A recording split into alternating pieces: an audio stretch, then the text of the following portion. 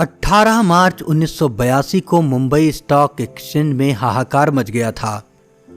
मामला यहां से शुरू हुआ कि कलकत्ता में बैठे हुए वायदा व्यापार के कुछ मारवाड़ी शेयर दलालों ने रिलायंस टेक्सटाइल इंडस्ट्रीज के 3.5 लाख शेयर धड़ाधड़ बेचने शुरू कर दिए। इससे कंपनी का 131 रुपए का शेयर गिरकर 121 रुपए पर आ गया। प्लान था कि इसको और नीचे गिराया जाए और बिल्कुल निचले स्तर पर वापस खरीदकर मुनाफा कमा लिया जाए। स्टॉक मार्केट की भाषा में शेयर खरीदने वालों को अंग्रेजी में बुल यानी बैल और बेचने वालों को बेयर यानी भालू कहते हैं। दूसरी बात, वायदा व्यापार में सिर्फ जुबानी खरीद फरोख्त होती है। दलाल या व्यापारी के पास हकीकत में शेयर नहीं होते। बाद में हर दूसरे शुक्रवार को दलाल वायदे के मुताबिक एक दूसरे को भुगतान कर देते हैं और अगर भुगतान में देरी हो जाए तो 50 रुपए प्रति शेयर बदला देना होता है।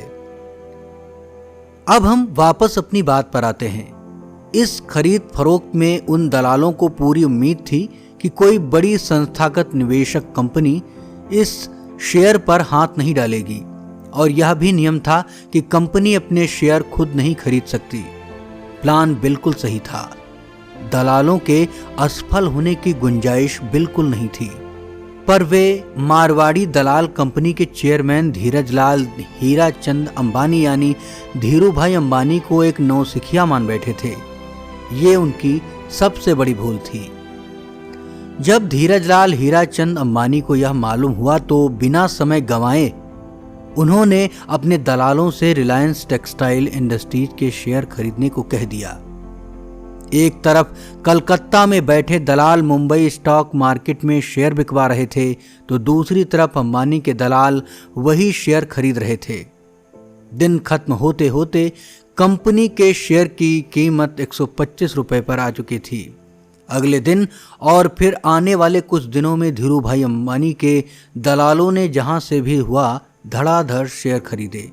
नतीजा यह हुआ कि शेयर की कीमत बढ़ गई।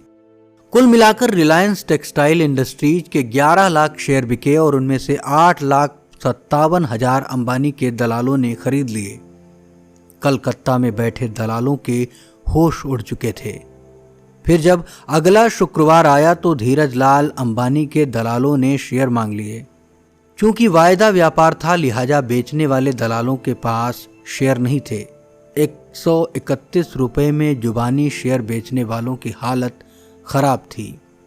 अब असली शेयर देते तो बाजार से ऊंचे दामों पर खरीद कर देने पड़ते और अगर समय मांगते तो 50 रुपए प्रति शेयर बदला देना होता।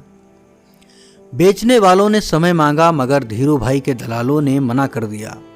स्टॉक मार्केट के अधिकारियों का बीच बचाव कोई काम नहीं आया। लिहाजा अपना वादा पूरा करने के लिए उन्होंने जहां से भी हुआ जिस भी दाम पर हुआ रिलायंस टेक्सटाइल इंडस्ट्रीज के शेयर खरीदे। 3 दिन तक हालात ऐसे थे कि स्टॉक मार्केट खुलते ही बंद हो जाता। नतीजा यह हुआ कि रिलायंस के शेयर आसमान पर जा बैठे। जिसने भी ये शेयर बेचे वह अमीर हो गया। 18 मार्च 1982 को शुरू हुआ स्टॉक मार्केट का यह दंगल 10 मई 1982 को जाकर खत्म हुआ। तब तक धीरू भाई अंबानी स्टॉक मार्केट के मसीहा बन चुके थे और रिलायंस टेक्सटाइल इंडस्ट्रीज निवेशकों को सोने के अंडे देने वाली कंपनी। कारोबार की दुनिया की इतिहासकार गीता पिरामल अपनी किताब बिजनेस महाराजास में लिखती हैं, इस किस्से ने धीरू भाई अंबानी को एक किंवदंती बना दिया, पर वे स्टॉक मार्केट के मसीहा इसलिए नहीं बने कि उनकी वजह से बाजार 3 दिन तक बंद रहा और इसलिए भी नहीं कि उन्होंने बिकवाली दलालों को अपने सामने नतमस्तक करवा दिया था।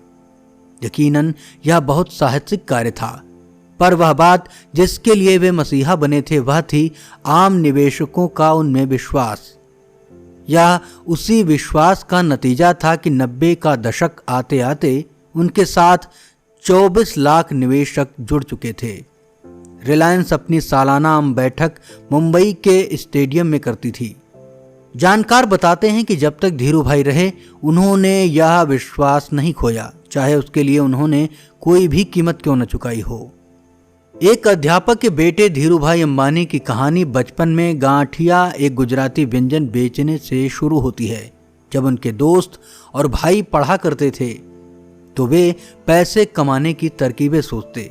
यमन देश के एडन बंदरगाह पेट्रोल पंप पर काम करने वाले 17 साल के धीरूभाई बरमाह शैल कंपनी की सहायक कंपनी में सेल्स मैनेजर बनकर हिंदुस्तान वापस लौटे तो उनकी तनख्वाह 1100 रुपये थी।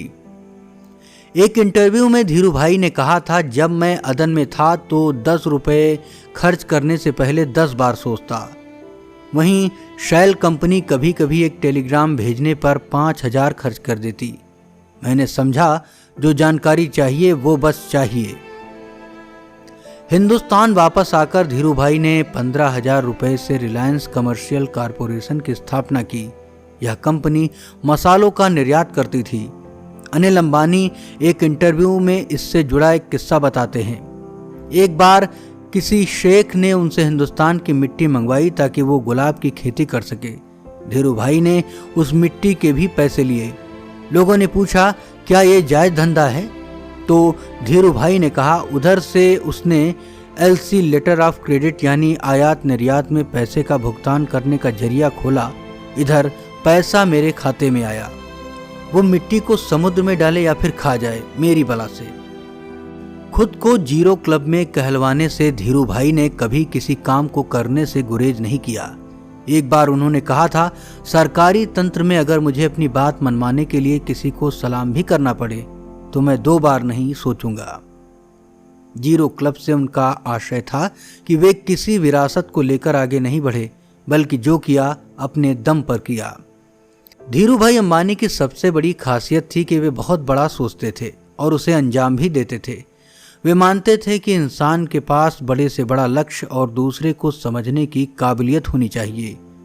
गुरचरण दास अपनी किताब उन्मुक्त भारत में लिखते हैं, धीरूभाई सबसे बड़े खिलाड़ी थे जो लाइसेंस राज जैसी परिस्थिति में भी अपना काम निकाल पाए। यह बात सही है, जहां दूसरे बड़े घरानों जैसे बिड़ला, टाटा या बजाज लाइसेंस राज के आगे हार मान जाते थे, धीरूभाई येन केन प्रकारेण अपना हित साध लेते थे। पेट्रोकेमिकल कंपनी बनाने का लक्ष्य धीरूभाई ने बर्मा शैल कंपनी से प्रभावित होकर ही रखा था, जिसे उन्होंने बहुत कम समय में पूरा किया। उनके काम करने की रफ्तार का अंदाजा आप इस किस्से से लगा सकते हैं। एक बार अचानक आई बाढ़ ने गुजरात में पाताल गंगा नदी के किनारे स्थित उनके पेट्रोकेमिकल प्रोजेक्ट को तहस नहस कर दिया। युवा मुकेश अंबानी ने उन्हें तकनीकी सहायता प्रदान करने वाली कंपनी डुपोंट के अभियंताओं से पूछा कि क्या परियोजना के 2 संयंत्र 14 दिनों में दोबारा शुरू हो सकते हैं? तो उनका जवाब था कि कम से कम 1 महीने में एक संयंत्र शुरू हो पाएगा। मुकेश ने यह बात धीरूभाई को फोन पर बताई। उन्होंने फौरन मुकेश को निर्देश दिया कि वे तत्काल प्रभाव से उन अभियंताओं को वहां से रवाना कर दें, क्योंकि उनकी सुस्ती बाकी लोगों को भी प्रभावित कर देगी। वैसे पहली बार भी यह प्लांट महज 18 महीनों में शुरू हो गया था। डुपोंट इंटरनेशनल के चेयरमैन रिचर्ड चिनमन को जब यह मालूम हुआ तो उन्हें बड़ा ताज्जुब हुआ। बताते हैं कि धीरूभाई को बधाई देते हुए चिनमन ने कहा कि अमेरिका में इस तरह का प्लांट बनने में कम से कम 26 महीने लगते। धीरूभाई अक्सर कहते थे, मेरी सफलता ही मेरी सबसे बड़ी बाधा है। जब उन्होंने विमल ब्रांड के साथ कपड़ा बाजार में प्रवेश किया तो कपड़ा बनाने वाली कई कंपनियों ने अपने अपने वितरकों को उनका माल बेचने से मना कर दिया था। धीरूभाई तब देश भर में घूमे और नए व्यापारियों को इस क्षेत्र में ले आए। बताते हैं कि उन्होंने वितरकों को विश्वास दिलाया कि अगर नुकसान होता है तो मेरे पास आना और अगर मुनाफा होता है तो अपने पास रखना। एक समय ऐसा भी आया जब एक दिन में विमल के 100 शोरूमों का उद्घाटन हुआ। उनकी जीत के किस्से कम नहीं थे तो हार के भी चर्चे थे। Dhirubhai Ambani Larsen and Toubro के चेयरमैन भी बने और फिर यह कंपनी उन्हें छोड़नी पड़ी। इंडियन एक्सप्रेस के रामनाथ गोयनका से उनका रिश्ता कभी मीठा और कभी तल्ख रहा। कहते हैं कि धीरू भाई ने बड़े से बड़े राजनेताओं और कारोबारियों को साध लिया था, लेकिन गोयनका के आगे उनकी एक नहीं चली। उन पर नियमों की अवहेलना के बारे में इंडियन एक्सप्रेस में एक के बाद एक करके हंगामा खेज रिपोर्टें छपी, जिन्होंने रिलायंस की साख पर गंभीर सवाल खड़े किए। लेकिन ऐसे हिचकोलों के बावजूद रिलायंस कामयाबी के नए आसमान छूती गई। गुरचरण दास के मुताबिक धीरू भाई की सफलता का कारण था उनका लक्ष्य केंद्रित दृष्टिकोण। जहां अन्य उद्यमी गैर जरूरी व्यवसाय करने लग जाते थे, वहीं धीरू भाई एक ही उत्पाद में मूल्य संवर्धन करते जाते। पॉलिएस्टर बेचने से पॉलिएस्टर बनाने तक के धीरू भाई अंबानी के सफर को गीता पिरामल की बात से कहकर खत्म किया जाए तो बेहतर होगा। मुंबई के मूलजी जेठा बाजार में पॉलिएस्टर को चमक कहा जाता है। धीरू भाई अंबानी उस चमक के चमत्कार थे।